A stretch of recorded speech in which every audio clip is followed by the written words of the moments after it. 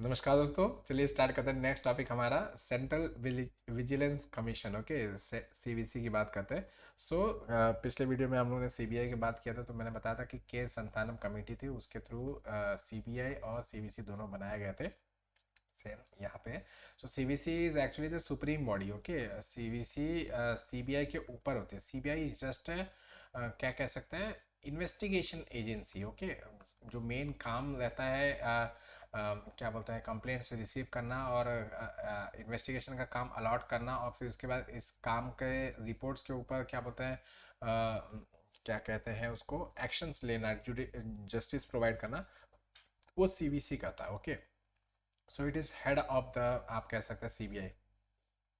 Okay, चलिए next. It is apex vigilance institution. Bharat के अंदर सबसे ऊपर अगर कोई विजिलेंस इंस्टीट्यूशन है तो CBC is the vigilance institution. In fact हर एक डिपार्टमेंट, हर एक, चाहे स्टेट गवर्नमेंट की हो चाहे फिर सेंट्रल गवर्नमेंट की हो, सबका अपना एक विजिलेंस डिपार्टमेंट ज़रूर होता है। बड़े बड़े मिनिस्ट्रीज के, बड़े बड़े ऑफिस के विजिलेंस डिपार्टमेंट होता ही है, so that it has to maintain the corruption. ठीक है, करप्शन का जो केसेस हो उन सब के ऊपर लगाम बना के रखा जाए, उसके ऊपर ध्यान मतलब रखते हैं। ओके, ये क्या करते हैं, आपके एडवाइस करते हैं आपके सेंट्रल और स्टेट गवर्नमेंट्स के, so that planning, executing and reviewing the vigilance के जो भी वर्क होते हैं वो सारे के सारे चीज़ों को देखने का ये काम करता है। Okay, next, it is a principal agency to prevent the corruption. जो मैंने आपको बताया कि आपका prevention of the corruption act 1988 में आया था। आई रिमेंबर 1988 में prevention of corruption act, PCA उसको कहा था। उसके थ्रू इसको पावर मिली हुई है, आपका प्रिंसिपल एजेंसी करप्शन प्रिवेंट करने का काम करता है। ओके, किसके एम्बिट में आता है, जैसे कि सीबीआई आता है वैसे ये भी आता है, मिनिस्ट्री ऑफ पर्सनल के अंदर आता है। ओके, के संथानम कमेटी के प्रिवेंशन ऑन करप्शन के जो कमेटी थी उसके रिकमेंडेशन पे इसका एस्टेब्लिशमेंट हुआ, जो कल ही बता दिया था। Okay, it was establish as, मतलब जैसे कि सीबीआई को एग्जीक्यूटिव रेजोल्यूशन के थ्रू बनाया गया था, इसको भी एग्जीक्यूटिव रेजोल्यूशन के थ्रू बनाया गया था, बट इसको बाद में स्टैट्यूटरी बॉडी बना दिया गया। Initially it was just an executive body, फिर बाद में इसको सितंबर 2003 के अंदर पार्लियामेंट ने सेंट्रल विजिलेंस कमीशन एक्ट पास करके, 2003 को पास करके इसको स्टैट्यूटरी स्टेटस प्रोवाइड कर दिया। ओके, इससे पहले एग्जीक्यूटिव बॉडी था। ओके, नेक्स्ट, सीवीसी को भारत सरकार ने डेजिग्नेट किया है, डेजिग्नेटेड एजेंसी है ये भारत सरकार का, to receive the return complaints for the disclosure of any allegation of corruption. किसी भी ऑफिस का, किसी भी क्या बोलते हैं, जितने भी डिपार्टमेंट्स हैं, मिनिस्ट्रीज हैं, सबके रिलेटेड जितने भी एलिगेशंस वगैरह आने वाले, करप्शन के एलिगेशंस की बात हो रही है, उनके रिटर्न कंप्लेंट्स को लेने का, रिसीव करना और उसके ऊपर अप्रोप्रिएट एक्शन रिकमेंड करना, वो सारा का सारा काम करता है सीवीसी। ओके, कॉम्पोजिशन की बात करें तो it is a multi member body. एक आपके सेंट्रल विजिलेंस कमिश्नर होता है, उनके नीचे दो विजिलेंस कमिश्नर्स होते हैं। ओके, सो 1+2 वाला रेशियो रहता है। ओके, नेक्स्ट, इसको इनका अपॉइंटमेंट कौन करें, प्रेसिडेंट जी अपॉइंट करें, जैसे कि वहाँ पे सीबीआई का अपॉइंटमेंट किया गया था, यहाँ पे भी प्रेसिडेंट जी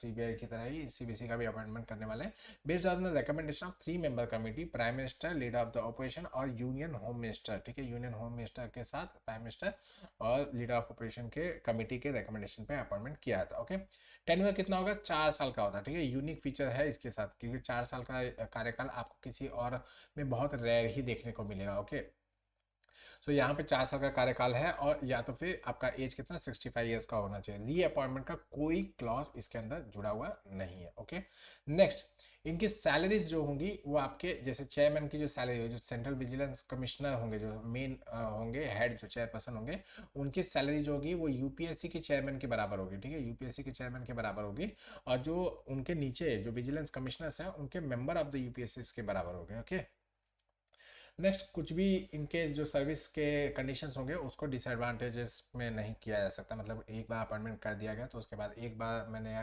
कमिटमेंट कर दी तो फिर मैं अपने बाप की भी नहीं सुनता, वो वाला केस है। ठीक है, this is the case. Removal की बात करते हैं। रिमूवल की बात करें तो प्रेसिडेंट कभी भी रिमूव कर सकते हैं आपके सीवीसीज को, अगर उनको लगता है, वही सेम क्राइटेरिया जो बाकी सब पे लागू होता है, सेम क्राइटेरिया यहाँ पे भी लागू होता है, कि भाई if the member is adjust as an insolvent, दिवालिया घोषित कर दिया गया। ठीक है, मॉरल टर्पिट्यूड उनके अंदर आ चुका है, ऐसा प्रेसिडेंट को लग रहा है कि भाई सेंट्रल गवर्नमेंट को लग रहा है कि भाई इनके अंदर कुछ इस तरीके का मॉरल टर्पिट्यूड वगैरह हो गया, तो इनको भाई निकाल सकते हैं।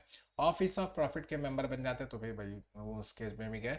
किसी और रीज़न की वजह से, जैसे अगर प्रेसिडेंट ऑफ इंडिया को लगता है कि इनके अंदर इन्फिमिटी इन द बॉडी और माइंड में हो चुका है, इनके दिमाग या शारीरिक कुछ विकलांगता आ चुकी है कि अब ये मतलब उस पद पे रहने लायक नहीं है, प्रेसिडेंट को लगता है, सो प्रेसिडेंट उनको निकाल देंगे। इसके अलावा प्रूव्ड मिसबिहेवियर, इनकैपेसिटी तो कहीं जाने वाला नहीं है, वो वैसा का वैसा ही रहेगा।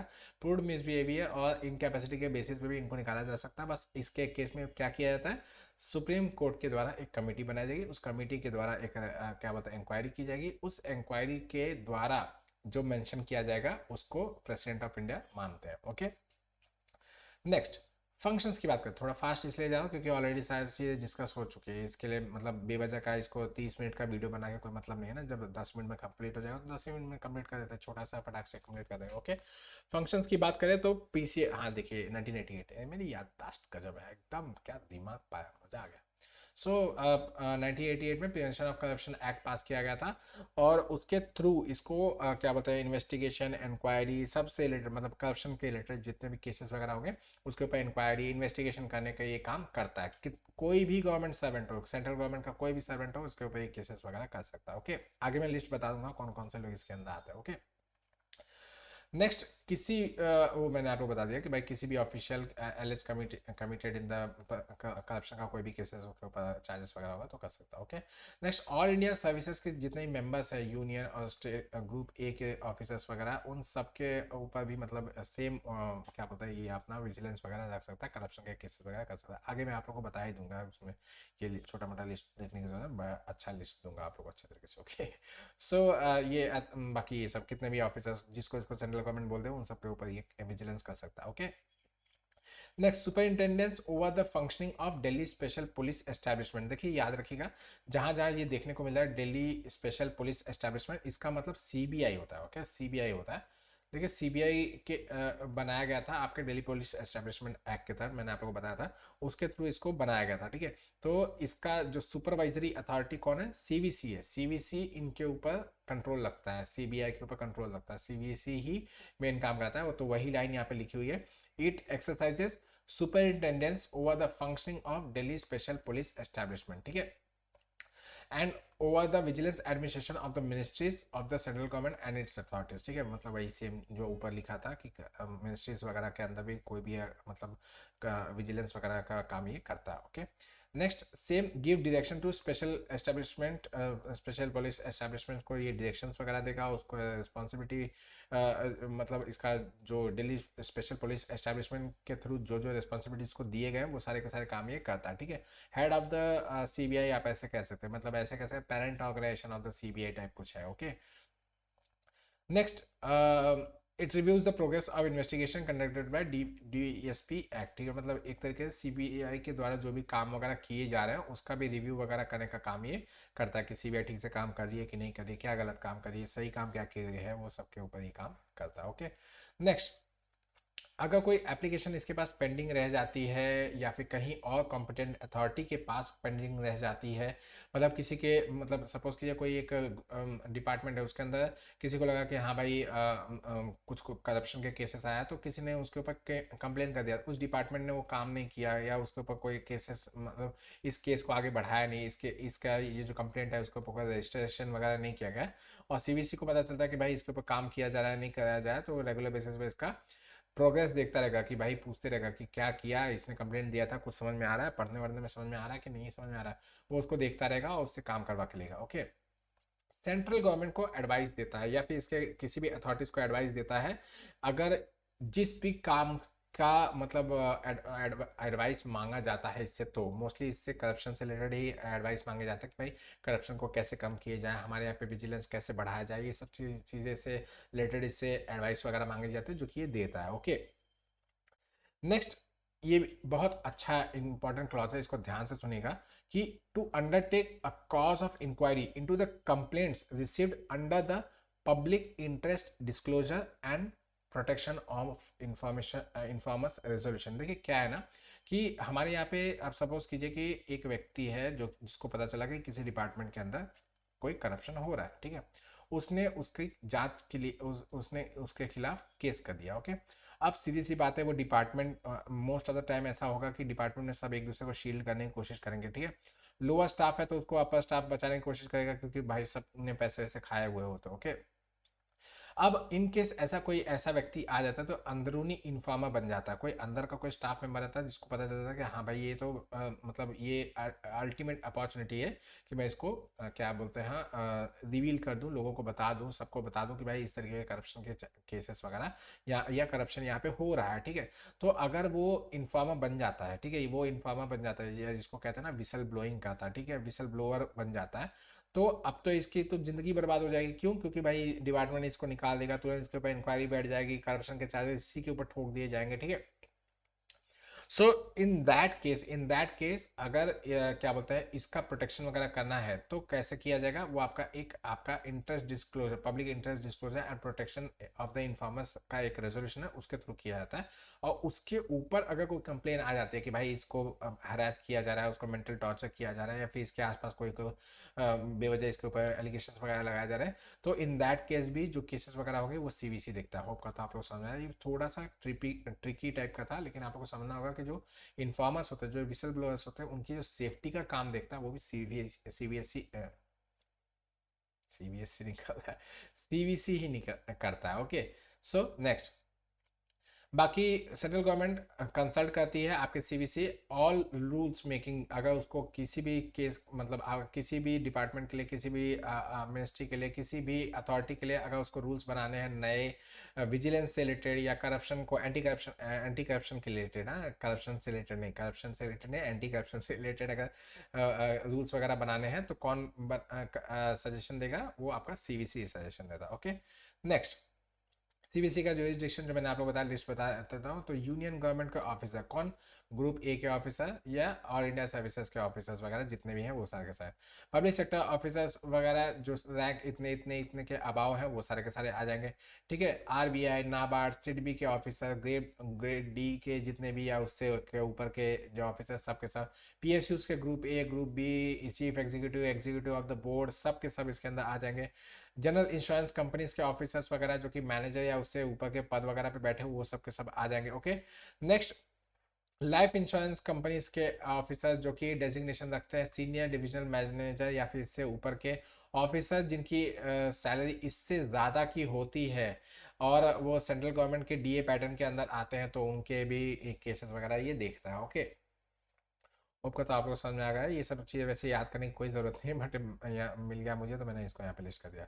Lastly, working of the CVC क्या है, तो ये हेडक्वार्टर इसका कहाँ पे, नई दिल्ली में है। ये अपना खुद का रूल्स एंड रेगुलेशंस, प्रोसीजर वगैरह ये डिसाइड कर सकता है। ये सिविल कोर्ट की तरह बैठता है, मैंने आप लोग जैसे बताया कि भाई ये एडजुडिकेशन का भी काम करता है, कि सिविल कोर्ट की तरह बैठेगा और जस्टिस वगैरह देने का भी काम करता है, ठीक है।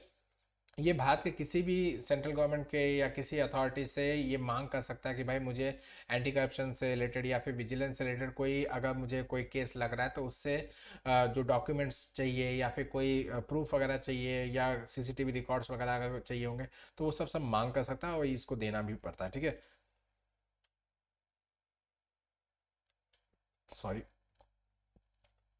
बिना खाए ढकार आ रही है। Okay, so on the receipt of report of inquiry undertaken by the agency, अगर कोई एजेंसी, ठीक है, अगर कोई एजेंसी ने कोई भी इंक्वायरी वगैरह की है तो वो सेंट्रल गवर्नमेंट या उसके अथॉरिटीज वगैरह को आगे के एक्शंस वगैरह समझाता है कि भाई इस तरीके से आपको करना है। ओके, नेक्स्ट, सेंट्रल गवर्नमेंट और it's authorities shall consider advice of the CVC, CVC ने जो एडवाइस दिया उसको सेंट्रल गवर्नमेंट और उसके अथॉरिटीज वगैरह को मानना पड़ता है, कुछ हद तक निगलेक्ट कर सकते हैं, सीधी सी बात है, लेकिन ये रहता है कि भाई मोस्ट ऑफ द केसेस में मानते हैं, क्योंकि भाई अब वो करप्शन से रिलेटेड कर रहा है तो कोई कोई सरकार ऐसा नहीं चाहेगी कि भाई सीबीसी बता दे दुनिया में जाके, पब्लिक को जाके बता दे कि भाई ये सरकार करप्ट है, करप्ट है। उससे बेटर था कि सरकार खुद ही मान लेगी कि हमारे यहाँ पे कुछ तो गड़बड़ी चल रही है। ओके, नेक्स्ट, अगर सेंट्रल गवर्नमेंट ने किसी तरीके से उनके रिकमेंडेशंस को, किसी भी तरह की एडवाइजरी को नहीं माना तो उसको बताना पड़ता है, रिटर्न में बताना पड़ता है कि सीवीसी का मैंने बातचीत क्यों नहीं माना, क्यों उसके रिकमेंडेशंस को हम लोगों ने नज़रअंदाज किया, वो बताना पड़ता है फुल फ्लेज अच्छी तरीके से। ओके, लास्टली सीवीसी एक ऐसा एकमात्र स्टैट्यूटरी इंस्टीट्यूशन है जो कि अपना रिपोर्ट प्रेसिडेंट ऑफ इंडिया को देता है, जो मैंने आपको जस्ट बताया था कि जस्ट नहीं मतलब पिछले 2-3 वीडियो से मैं बता रहा हूँ कि भाई आपके एनएचआरसी, आपका क्या बोलते हैं सीबीआई है, ये सब क्या करते हैं, आपके सीआईसी है, वो सब आपके रिपोर्ट्स किसको देते हैं, आपके एनएचआरसी नहीं, वो तो आपके प्रेसिडेंट को देता है, बाकी सब जो है वो आपके सेंट्रल गवर्नमेंट को देता है, लेकिन ये आपका जो है वो आपका इसको देता है, ठीक है। एनएचआरसी भी आपके सेंट्रल गवर्नमेंट को ही देता है। ओके, आप लोग देख लीजिएगा एक बार, बहुत दिन हो गया पढ़े, ठीक है। सो दिस इज द आपका अल्टीमेट कि प्रेसिडेंट ऑफ इंडिया को अपना रिपोर्ट वगैरह देता है। So this is wind up, आप सीबीसी का वाइंड अप करते हैं। चलिए आप लोग से कल फिर मुलाकात करूंगा एक नई वीडियो के साथ, अब तक ऐसे पढ़ते हैं। थैंक यू बच्चे।